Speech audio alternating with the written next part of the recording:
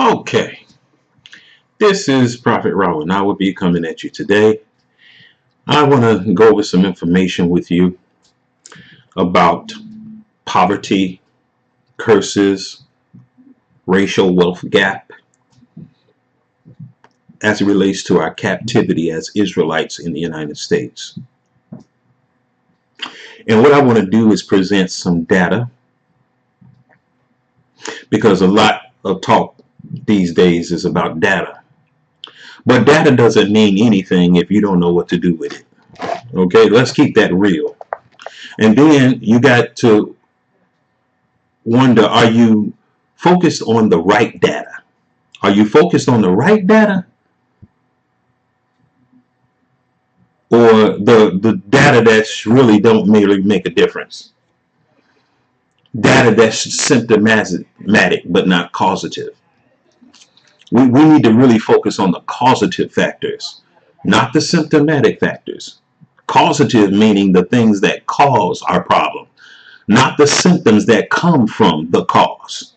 You see, I'm not saying ignore all the symptoms. I'm not saying that. No, but I'm saying don't put the symptoms above the cause. Okay? There's order to everything. Order is heaven's first law. He said, I wish that you do all things decently and in order. Okay? Not out of order. Okay? So let's look at the causative factors. So what I want to do is look at this report that was put out. This report, which is called What We Get Wrong About Closing the Racial Wealth Gap. And what I'm going to do is I want to share some information with you in this report. And you can find this online, What We Get Wrong About the Closing the Racial Wealth Gap. And this is by William Darity Jr., Derek Hamilton, Mark Paul, Elaine Aja, Annie Price, and Antonio Moore, and Kateria Chris Pyrus. But without further ado, let's get right into it. I want to show y'all some things. See, these people that wrote this report, they really do a good job at bringing out data of the symptoms. They really do an excellent job on bringing out the data, detailing and chronicling the symptoms. But they do not deal with the causative aspects of it. And that's what makes this report dangerous and the solution to the report catastrophic to our people.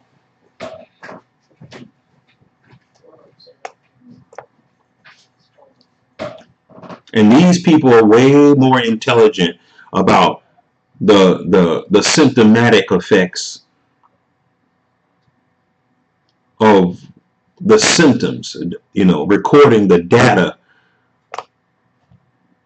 for the symptoms of our problem. They are experts at that. But these people will not solve a problem. They're going to actually create more problems. They're actually creating more problems with the rhetoric that they teach. But anyway, let's get right into it. Introduction. The racial wealth gap is large and shows no sign of closing. Recent data from the Survey of Income and Program Participation 2014 shows that black households hold less than 7 cents on the dollar compared to white households. Y'all, there's no way that we're going to be able to catch up with these people. And I'm going to tell you something. It's a sin for us to try to do it. Remember, y'all, the only way that they got ahead, y'all, is guess why?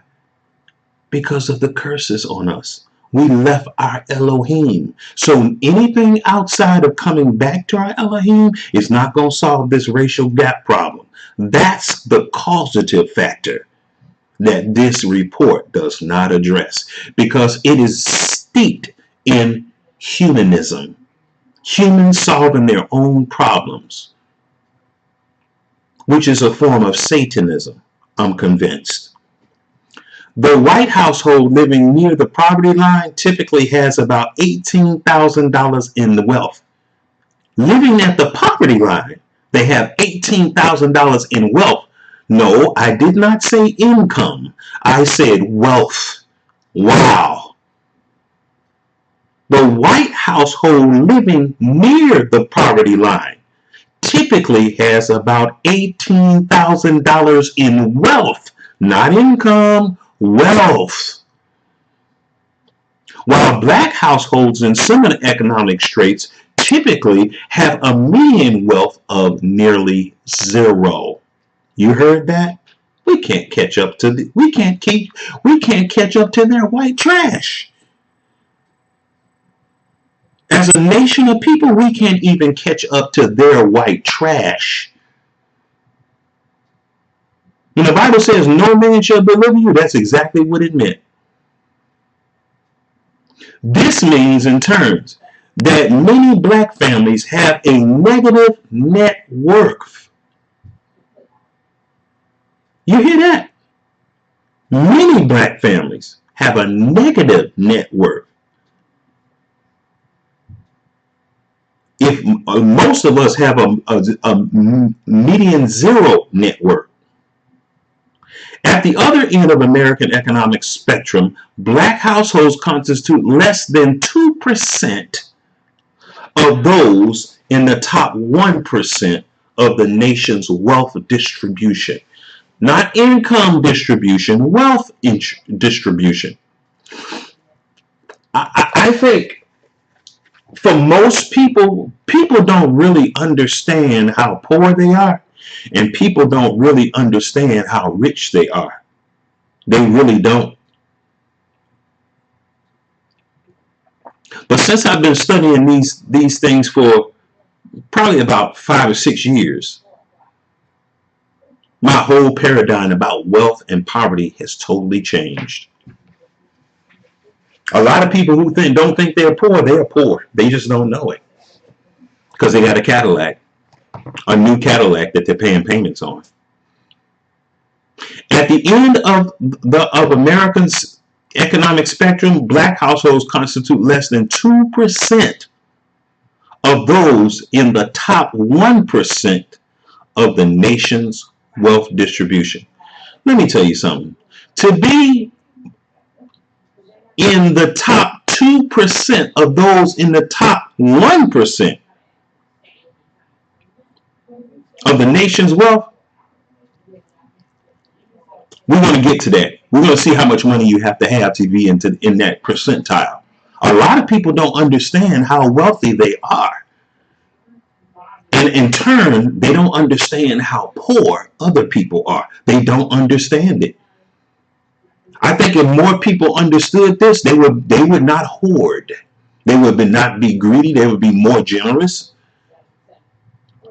But there's a demon that makes people not know how wealthy they are or how poor they are. I think it's a demon working on both sides. Yep. Because there's nothing like a proud person that's poor. It's nothing like that. 2% of those in the top 1% of the nation's wealth distribution.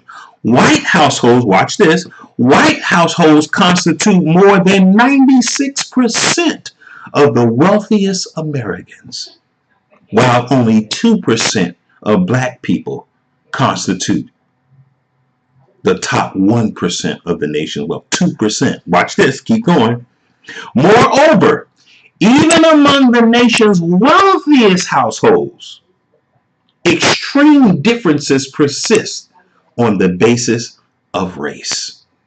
So even in the highest echelons of wealth, the mega rich, there's a huge disparity between black super wealthy and white super wealthy. It's night and day. Night and day. A black wealthy, super wealthy person is not the same as a white super wealthy person. A black billionaire is not the same as a white millionaire. Millionaire, they're not on the same level. The white millionaire is on a higher, way higher plateau than a black billionaire because of social wealth. Social capital. And we're going to see why. Let's keep going here. See, Solidarity, Yvette Carnell, they don't know what to do with this type of wealth. They don't know how to break this wealth down like this. They don't know because they're not spiritual. They're not spiritual. All they see is data, numbers, oppression, slavery, Jim Crow, affirmative act. That's all this redlining. That's what they see.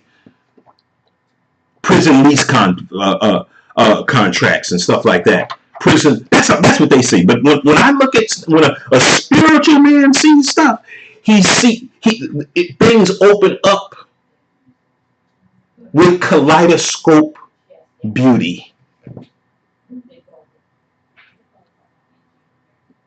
Technicolor. 4K, 10K. While you're looking at something in 780p. At the other end of Americans' economic spectrum, black households constitute less than 2% of those in the top 1% of the nation's wealth distribution. White households constitute more than 96% of the wealthiest American.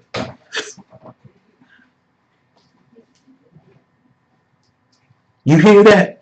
96% of the wealthiest Americans are white, while 2% are black. Moreover, even among the nation's wealthiest households, extreme differences persist on the basis of race. They say race, but I'm going to say the curses. See how the spiritual mind works? Everything just opens up. The word race in reports like this is a euphemism for the curses when it's dealing with us. That's what it is. And the person with the curses is supposed to have a disadvantage. The 99th percentile black family is worth, listen to this, y'all, the 99th percentile black family is worth a mere $1.5 million. You heard that? $1.5 million. The 99th percentile black family. The 1%er of black families, guess what their level of wealth is? 1.5 million. Now you know that they're billionaires, right? You know how small the group of billionaires is? You probably could count them on one hand, two hands. One or two hands. It's not that many, y'all.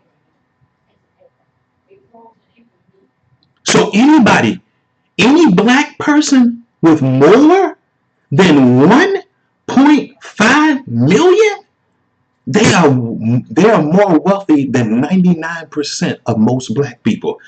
Black people don't know this. Black people don't know this. Black people with money don't know this. They don't know how rich they are. Why are they so selfish? Why are they so greedy? Why are they calcifying the wealth?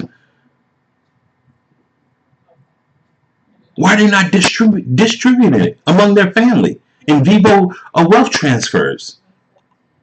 Via in vivo wealth transfers, building up their community. Why do you do that? It's a wicked generation. Listen, y'all, this is deep. In order to be in the 99th percentile of black families, you only have to have 1.5 million. That's it. That's it. That's all you have to have. That's all you have to have. 1.57 million. Let's just say 1.6. 1.6 million is all you need to be the top 1% of black families in the United States. That's it. Wow. So anything above that means that you all are like 0.001 percenters. I don't think black people understand that kind of wealth when they have it. I don't think they do. Why are they so wicked and evil and selfish?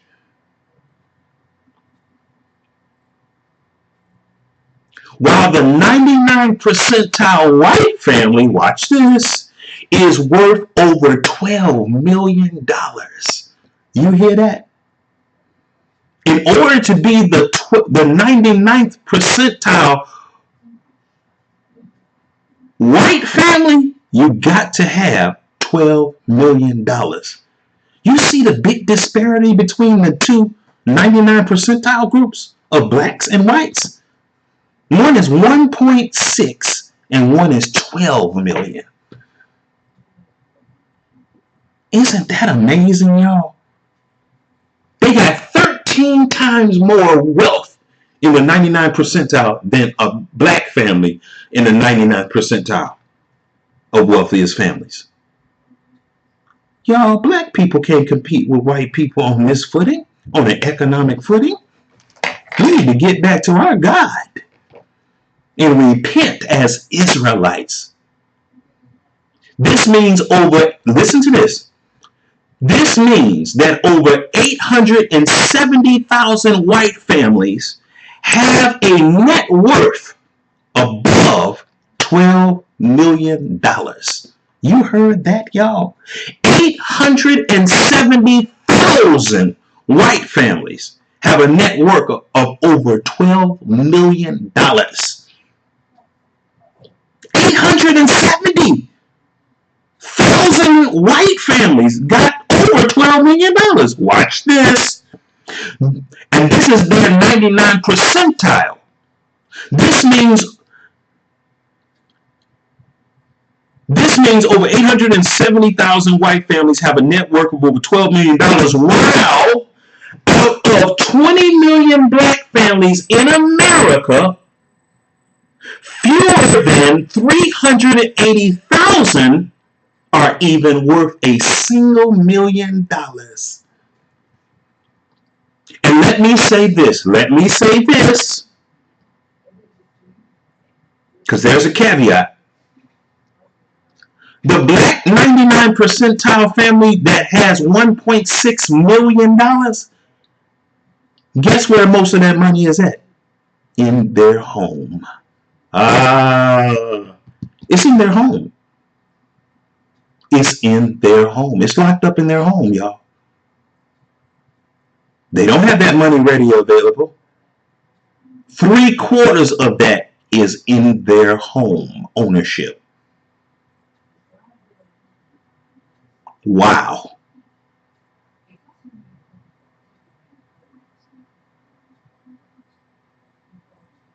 Three-quarters of that is in their home. So they got about $500,000 in cash and savings and and stuff like that.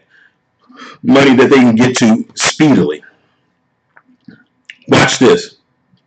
While out of the 20 million black families in America, fewer than 380,000 are even worth a single million.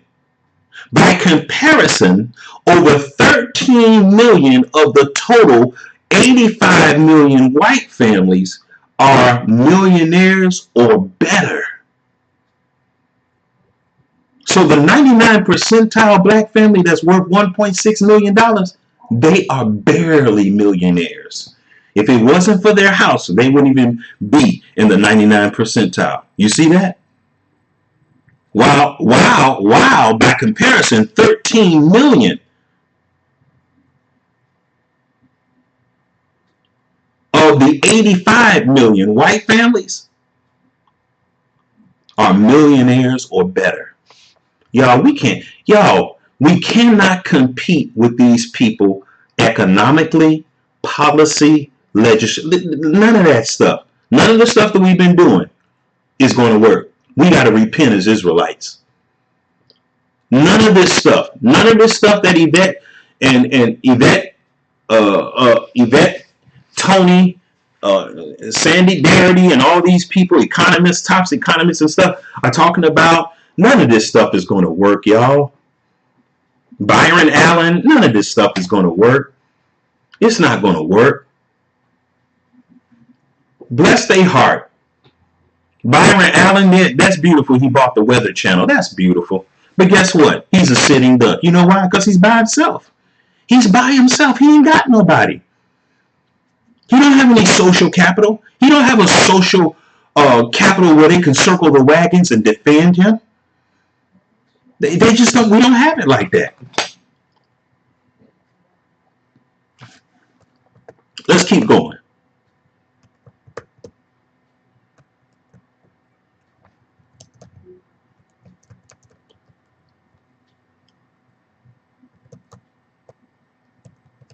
Blacks, while constituting just under 13% of the nation's population collectively, own less than 3% of the nation's total wealth.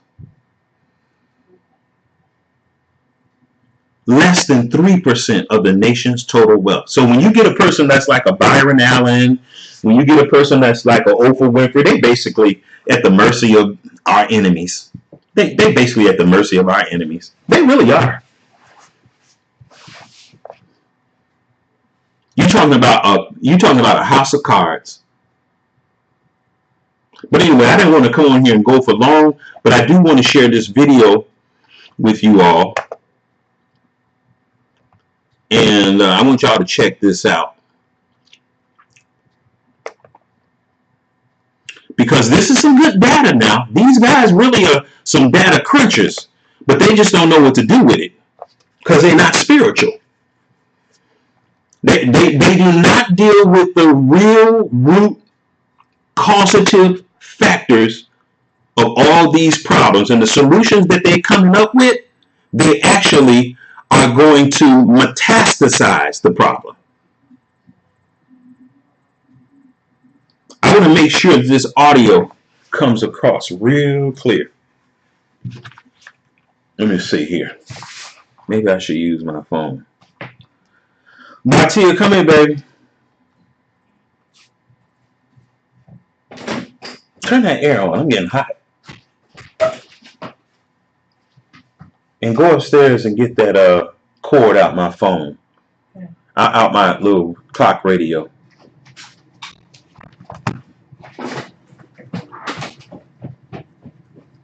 But anyway, you all bear with me a little bit. I'll be with you momentarily.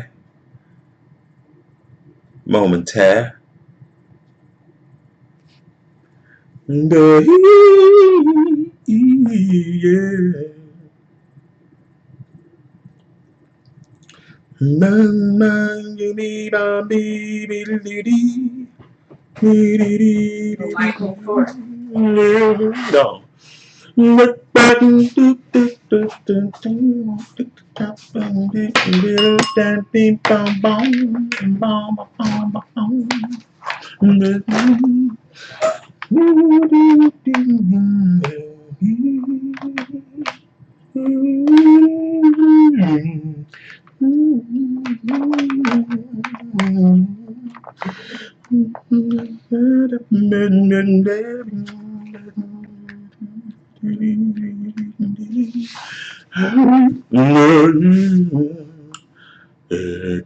Maybe I could play this. I don't know if it's going to come across or not, but it's got text too, so you can read it.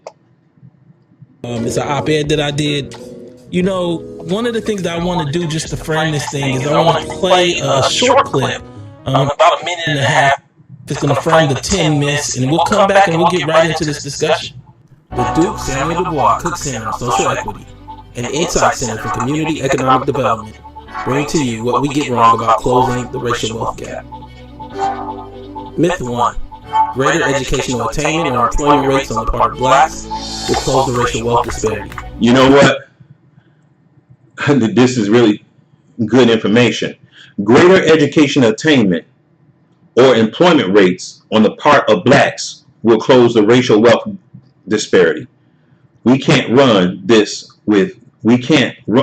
this with diplomas. You know how many children got beat and almost killed because they didn't make good grades? Do you realize the impact on the mind of a parent who's a descendant of slaves? Do you realize that every time? I'm going to tell you something. When I used to get my report card, I knew that I was going to be beat almost to death. I was going to be beat like I stole something whenever I brought home bad grades. And I brought home bad grades every single time. Every single semester. Every single time. I just hated going to school. And the reason why my parents beat me so bad is because they was trying to beat me out of slavery. They was trying to beat me into overcoming the racial wealth gap, the oppression. They saw the difference between whites and blacks. And so everybody wants their child to excel so they could be somebody important. Black people think this within the scope of white supremacy. But you know what the Bible says in Proverbs chapter 3? Look what it says here. Proverbs chapter 3, I want to say, what? Proverbs 3:33. Proverbs 3:31. Look what it says here.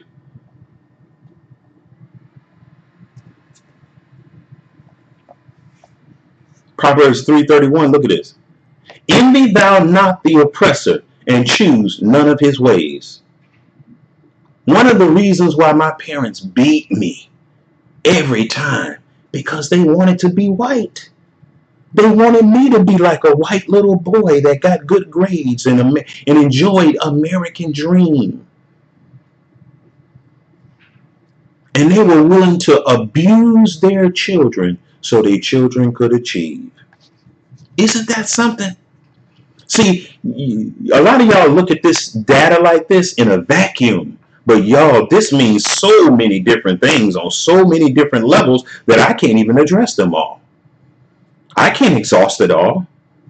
But I know one thing, that when people have these high expectations to be like their oppressors, who mind you, the reason why your oppressors are so high above you is because you left your God.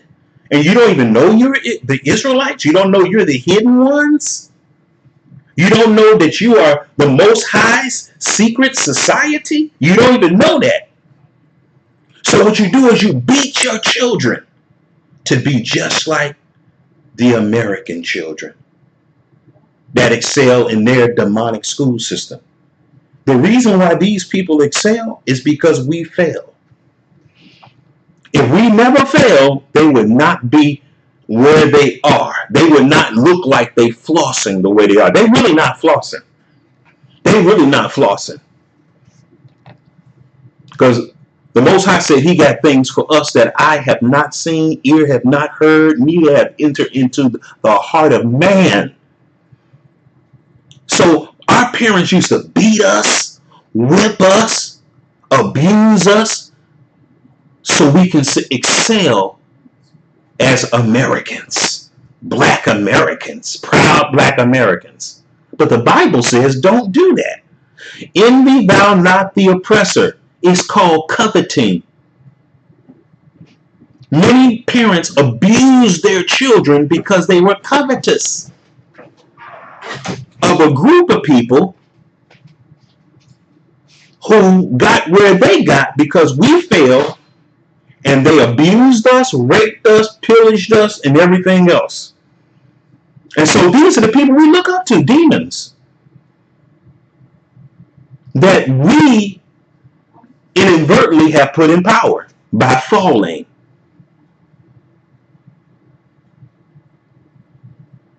So I'm so glad that I understood this. I did not want to abuse my children. And I didn't. I'm glad I didn't.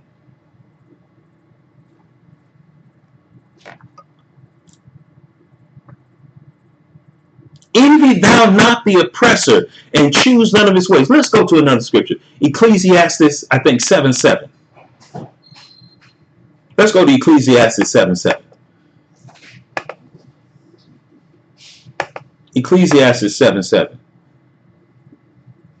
Surely oppression maketh a wise man mad, and a gift destroyeth the heart. Because of the oppression, there's this inordinate pressure that parents put on children to get good grades in school that's ran by your oppressors. I'm not saying children shouldn't know anything. I'm just saying that the school system is of the devil. That's all I'm saying. I'm not saying that knowledge is of the devil. I'm saying the school system that your enemy set up is for your oppression.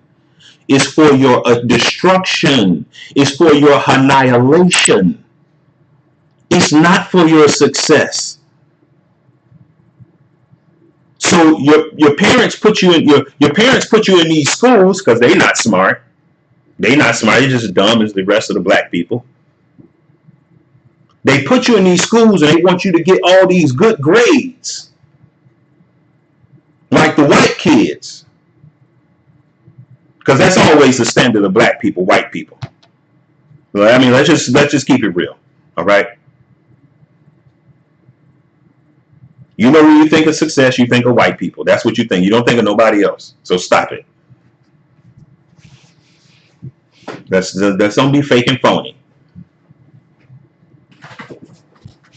But meanwhile, the people that set you up, that got you in school, guess what? They hate you. And then you get bad grades and your parents beat you to death almost. They put curses on you and everything. They be saying stuff like, I wish I would have flushed you down the toilet. I could have aborted you. All kind of little stupid stuff. And all of this is coming out of because you didn't get good grades from your enemy. Whoa! You see how you catch hell in both places? You see how the Stockholm Syndrome work?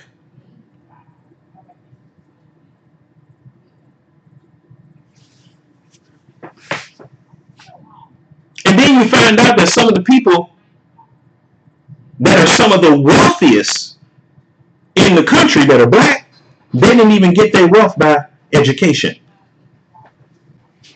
Some of them got it through being crooks, lotteries, all kinds of stuff. But guess what? They beat the hell out of you because you didn't get a good grade from your enemy. See, y'all, I'm just saying.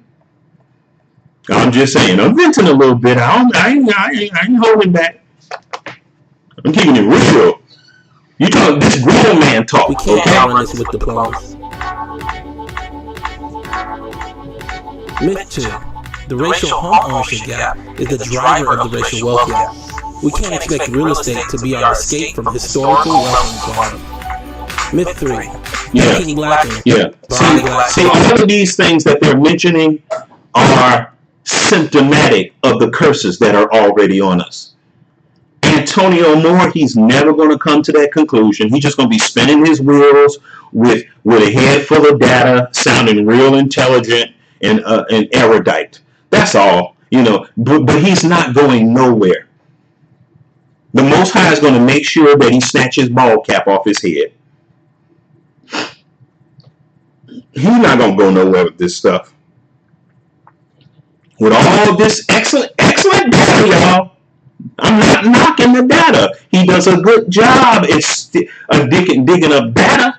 He does just as good a job digging up data as do Hebrew Israelites digging up verses in the Bible.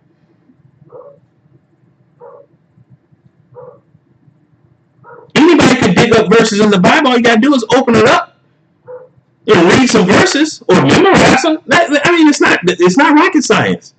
He's doing the same thing here, and he sounds very intelligent. But guess what? There's no real solution. And any solution he's going to come with is going to be humanism. It's not going to have nothing to do with spirituality. It's not going to have anything to do with repentance. It's not going to have anything with do with having a heart change.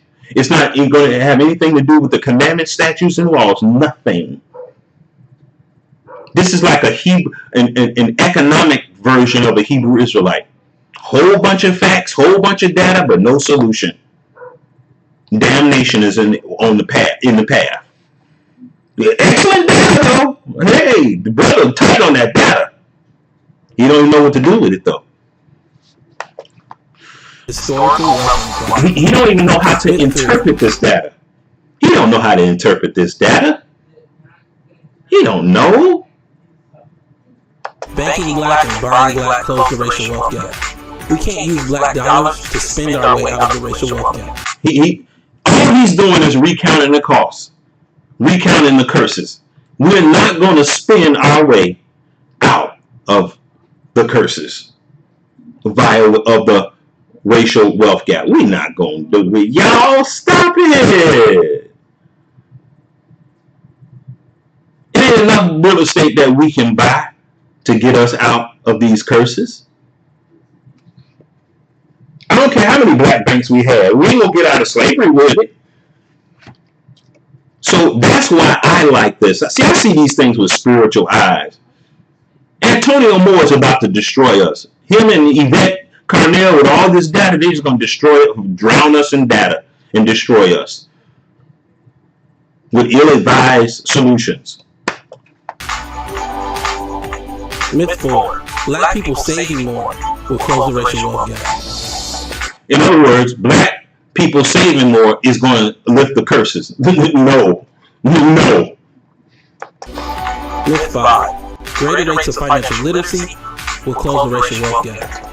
Some people think that greater rates of financial literacy will close the racial wealth gap. No. Or lift the curses. No. None of this stuff is. All these are symptoms of our problem, of the causative problem. These are not causative problems. Myth 6. Entrepreneurship will close the racial wealth gap. No matter how many black businesses you got, guess what? You still gonna have a curse on you. He said you're gonna be cursed in the city, in the field. He said you're gonna curse your seeds, everything. Myth 7. Emulating so-called successful minority. Okay, a commercial. Now's a great time to own the Honda CR-V, MotorTrend's 2018 SUV of the year. It's an SUV with smooth handling and excellent power delivery, and plenty of space for you and your passengers. So find out.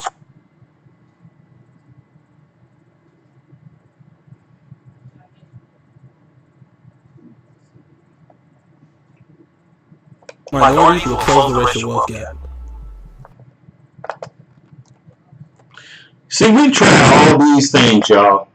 He's talking about, and this stuff ain't worked for us. Spend our way out of the racial wealth gap. Myth 4. Black people saving more will close the racial wealth gap. Myth 5. Greater rates of financial literacy will close the racial wealth gap. Myth 6. Entrepreneurship will close the racial wealth gap. Myth 7. Emulating so-called successful minorities will close the racial wealth gap. No. In other words, being like your enemy is going to close your racial wealth gap. It's going to lift the curses. No. That's that. Everything that you try to do, that these solutions that people have come up with are actually retroactively affecting us. Improved soft skills will close the racial wealth gap. Myth 9. The growing number of black celebrities prove that the racial wealth gap is closing.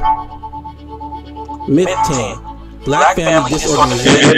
Let me go back to that one. Myth number 9. The growing number of black celebrities prove that the racial wealth gap is closing.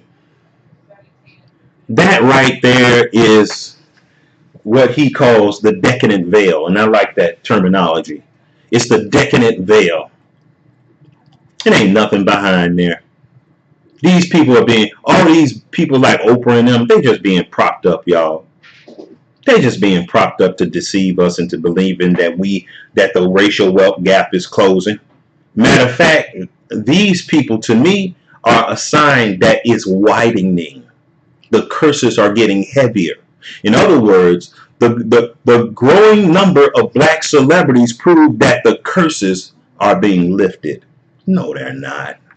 No, they're not. Stop. Gap is closing. Myth 10. Black family disorganization is the cause of the racial wealth gap. No, black family disorganization per se is not the cause of the racial wealth gap or the curses. That is a byproduct of the causative factor, which is we left the Most High. If we would have stayed with the Most High, our families would have been intact. None of the mythology that pushes narratives that black Americans are their own worst enemy. Now, I want you all to see what he's going to say here, because this is his solution here, which is no solution. Close the racial wealth gap. Instead, we need policy that is transformative in imagination, such as racial reparation, baby bonds, or a federal jobs guarantee. Federal jobs guarantee, baby bonds, and reparations. Y'all, none of that stuff is going to work. None of that stuff is going to work. And I'm going to tell you, it just sounds contradictory to everything he's already said. Now, he expects for our enemies to give us reparations so we can be on the same level with them. Yo, we need to stop all this stuff. Why would your enemy make you equal with him? That's what makes him your enemy. Learn more by reading the full report today. Okay. Yeah, we back. So the whole point of that was to kind of give you guys the framework for the discussion that we're going to be having today. So, since none of those other things happen that could get us out of wealth, get us out of poverty and stuff, and close the racial wealth gap, and I don't like the way it's styled, the racial wealth gap. No, this is not really about a wealth gap. This is about a gap in worshiping the Most High. This is about a worship disorder. That's what this really about. A worship disorder, not a racial wealth gap. See, they make that the biggest problem, racial wealth gap. No, see, that's to get your eye off the ball, which is a worship disorder of the Most High. This is why I know that this guy can't come up with any solutions. He can't come up with no solutions.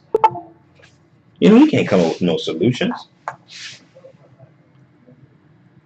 And so he's teaming up with all these economists and stuff, and white and black. And guess what? All they're doing is making an infrastructure for our damnation.